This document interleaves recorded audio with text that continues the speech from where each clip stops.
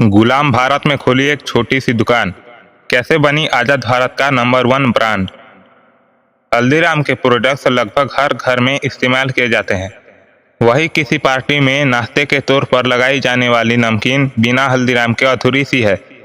लेकिन क्या आप जानते हैं कि आज़ादी के पहले हल्दीराम की शुरुआत एक छोटी सी दुकान के रूप में हुई, फिर आज़ादी के बाद कामयाबी की ऐसे झंडे गाड़े कि नंबर 1 ब्रांड बन गया। शुरुआत बीकानेर के एक बनिया परिवार से होती है। नाम तनसुखदास, जिनकी मामूली सी आमदनी से किसी तरह परिवार का गुजारा हो रहा था। आज़ादी के करीब 50-60 साल पहले वो परिवार की जिम्मेदारियों को पूरा करने के लिए संघर्ष करते थे। तनसुखदास के बेटे भिखाराम अग्रवाल नए काम की तलाश में थे। उन्होंने अपने बेटे चांदामल के नाम पर भिखाराम चांदामल नामक एक दुकान खोली। उन दिनों बीकानेर में भुजिया नमकीन का स्वाद लोगों को काफ़ी पसंद आ रहा था। उन्होंने भी भुजिया नमकीन बेचनी चाहिए। भिखाराम ने भुजिया बनाने की कला और अपनी बहन भिखीबाई से सीखी। उनकी बहन ने अपने ससुराल में भुजिया बनाना सीखा था। भिखी जब भी अपने मायके आती तो भुजिया साथ लेकर आती। उनके मायके वाले उस भुजिया को काफ़ी पसंद करते थे। बहरहाल भिखाराम ने भी भुजिया बनाकर अपनी दुकान में बेचना शुरू कर दिया। लेकिन उनकी भुजिया बाजार में बिकने वाली भुजिया की तरह साधारण थी। बस किसी तरह उनकी रोजी रोटी चल रही थी। हल्दीराम बचपन से ही बड़े मेहनती थे। लेकिन फिर सन 1908 में भिखाराम के घर उनके पोते गंगा बिशन अग्रवाल का जन्म हुआ। उनकी माता उन्हें प्यार से हल्दीराम कहकर पुकारती थी। जब हल्दीराम का जन्म हुआ तो उनके दादा की उम्र महज 33 साल थी। उस जमाने में जल्दी शादी हो जाया करती थी। खैर, बचपन से ही हल्दीराम ने घर में नमकीन बनते देखी। छोटी सी उम्र में ही वे घर व दुकान के कामों में हाथ बटाने लगे। वे काम करने में कभी नहीं हिचकिचाते थे। उनके अंदर सबसे अच्छी खूबी यह थी कि वे किसी काम को बड़ी मेहनत व लगन से जल्दी से सीख लेते थे। उन्होंने जल्दी ही भुजिया बनाना सीख लिया। महज 11 साल की उम्र में हल्दीराम की शादी चंपा देवी से हो गई। शादी के बाद जिम्मेदारियां बढ़ गई। हल्दीराम ने अपना दादा की भुजिया वाली दुकान पर बैठना शुरू कर दिया। उनकी भुजिया बाजार में बिकने वाली भुजिया से कुछ खास नहीं थी। वे भुजिया के व्यापार को बढ़ाना चाहते थे। इसके लिए उन्हें कुछ अलग करने की जरूरत थी। ऐसे में हल्दीराम ने अपने भुजिया के स्वाद को बढ़ाने के लिए कुछ बदलाव किया। उसमें उन्होंने मोठ की मात्रा को बढ़ा दिया। उस भुजिया का स्वाद उन्होंने ग्राहकों को काफ़ी पसंद आ गया। उनकी भुजिया बाजार में बिकने वाली भुजिया से काफ़ी जायकेदार और अलग थी। समय के साथ परिवार बढ़ता रहा। पारिवारिक झगड़े भी उन्हें परेशान करने लगे थे। हल्दीराम ने अंत में परिवार से अलग होने का फैसला ले लिया। उन्हें पारिवारिक व्यापार से कुछ नहीं मिला। परिवार से अलग होने के बाद हल्दीराम ने बीकानेर में साल 1937 में एक छोटी सी नाश्ते की दुकान खोली, जहां बाद में उन्होंने भुजिया बेचना भी शुरू कर दी। वह इसके जरिए मार्केट में अपना नाम जमाना चाहते थे। कहा जाता है कि हल्दीराम हमेशा अपनी भुजिया का स्वाद बढ़ाने के लिए कुछ न कुछ बदलाव या एक्सपेरिमेंट करते रहते थे। अभी तक का मार्केट में लोगों ने जिस भुजिया का स्वाद चखा था वो थोड़ी नरम, मोटी और गठिया के समान थी। इस बार उन्होंने उसके रूप को ही बदल डाला। हल्दीराम ने एकदम पतली भुजिया बना डाली। ये भुजिया चटपटी और क्रिस्पी थी। इस तरह की भुजिया अब तक मार्केट में नहीं आई थी। जब लोगों ने हल्दीराम की इस भुजिया का स्वाद चखा तो उन्हें काफ़ी पसंद आया। उनकी चटपटी और स्वाद से भरपूर भुजिया खरीदने के लिए दुकान के सामने लाइन लगने लगी। पूरे शहर में उनकी दुकान भुजिया वाला के नाम से पहचानी जाने लगी। बाद में उन्होंने अपनी दुकान का नाम अपने नाम पर हल्दीराम रख लिया। हल्दीराम का व्यापार लगातार बढ़ते जा रहा था। भुजिया के साथ कई प्रकार की नमकीन बनने लगी थी।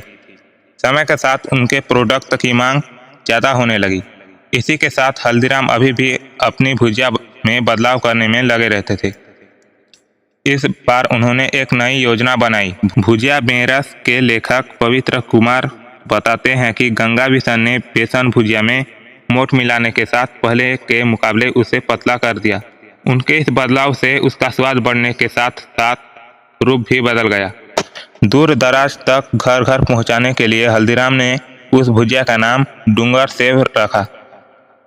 उन्होंने अपनी भुजिया का नाम बीकानेर के मशहूर और लोकप्रिय महाराजा डूंगर सिंह के नाम पर रखा था, जिससे उनको भुजिया की लोकप्रियता भी बढ़ने लगी।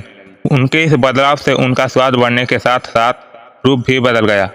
साल 1941 तक हल्दीराम की नमकीन का स्वाद बीकानेर व उसके आसपास के लोगों को काफ़ी पसंद आने लगा। हल्दीराम अपने व्यापार को अब पूरे देश में फैलाना चाहते थे। एक बार वो कलकत्ता में शादी में शिरकत होने पहुंचे। वे अपने साथ भुजिया लेकर गए थे। उनकी भुजिया का स्वाद उन्होंने रिश्तेदारों को और दोस्तों को काफ़ी पसंद आया। उन्होंने हल्दीराम को कोलकाता में दुकान खोलने को कहा। उन्हें यह सुझाव काफ़ी पसंद आया। हल्दीराम ने एक ब्रांच कोलकाता में खोली थी। आगे उनके पोते शिव कुमार और मनोहर ने उनके कारोबार को संभाला। उन्होंने कारोबार को पहले नागपुर और फिर दिल्ली तक पहुंचाया। साल 1970 में पहला स्टोर नागपुर में खोला गया। वही साल 1982 में देश की राजधानी दिल्ली में दूसरा स्टोर खोला गया। दोनों जगहों पर मैन्युफैक्चरिंग प्लांट्स लगाए गए। इसके बाद पूरे देश में हल्दीराम प्रोडक्ट्स बिकने लगे थे। देखते ही देखते हल्दीराम की मांग विदेशों में भी होने लगी। अब देश के साथ विदेश भी हल्दीराम ने अपना व्यापार फैला दिया। उनके प्रोडक्ट्स की क्वालिटी और स्वाद ने कंपनी को नंबर 1 ब्रांड बना दिया।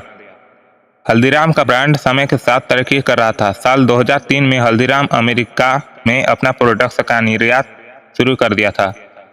आज करीब 80 देशों में इनके प्रोडक्ट्स का निर्यात किया। फिर साल 2015 में कंपनी को बड़ा झटका लगा। अमेरिका ने हल्दीराम के निर्यात पर रोक लगा दी। उसका कहना था कि हल्दीराम अपने प्रोडक्ट्स में कीटनाशक का इस्तेमाल करता है, जिसकी वजह से हल्दीराम के प्रोडक्ट्स पर रोक लगा दी गई। बावजूद इसके कंपनी के बिजनेस पर खास असर नहीं पड़ा। पूरे विश्व में उनके प्रोडक्ट ने अपनी एक अलग खास पहचान बनाई। आगे कंपनी के कारोबार को भौगोलिक आधार पर देश के 3 हिस्सों में बांट दिया गया, ताकि कंपनी अधिक से अधिक ग्राहकों तक आसानी से पहुंच सके। दक्षिण और पूर्वी भारत का व्यापार कोलकाता स्थित हल्दीराम भुजियावाला के पास है। वही पश्चिमी भारत का व्यापार नागपुर के हल्दीराम फूड्स इंटरनेशनल के पास है। वही उत्तरी भारत का व्यापार दिल्ली में Haldiram snacks and ethnic foods के पास है। इन तीनों में से सबसे बड़ी दिल्ली की कंपनी है। एक रिपोर्ट के अनुसार साल 2013-14 के बीच हल्दीराम का दिल्ली वाली हल्दीराम कंपनी का रेवेन्यू 2100 करोड़ रुपये था। वही नागपुर वाली कंपनी का सालाना रेवेन्यू 1225 करोड़ और नागपुर वाली कंपनी का सालाना मुनाफा 210 करोड़ रुपये था। वही साल 2019 में हल्दीराम का सालाना रेवेन्यू 7130 करोड़ रुपये था। एक रिपोर्ट के अनुसार हल्दीराम के प्रोडक्ट्स बनाने के लिए सालाना 3.8 अरब लीटर दूध, 80 करोड़ किलोग्राम मक्खन, 60 किलोग्राम घी व 65 लाख किलोग्राम आलू की खपत होती है। हल्दीराम ब्रांड के तहत लोगों ने न सिर्फ भुजिया बल्कि कई प्रकार के स्वादिष्ट नमकीन, स्नैक्स और फूड प्रोडक्ट्स समेत 400 से अधिक प्रोडक्ट्स का स्वाद चखने को मिलता है। इससे आप हल्दीराम की लोकप्रियता का अंदाजा लगा सकते हैं। तो दोस्तों, आज के लिए इतना ही। मिलते हैं किसी नए वीडियो में नए टॉपिक के साथ। तब तक के लिए जय हिंद, जय भारत।